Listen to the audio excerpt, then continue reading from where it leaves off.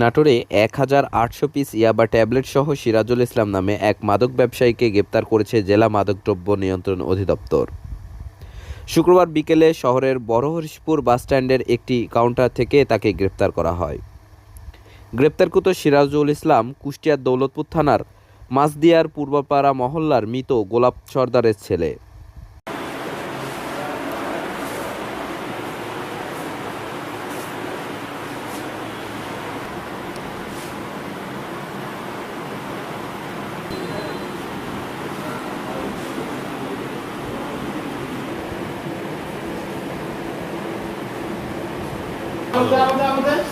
public কেটা আচ্ছা ভদ্রলোক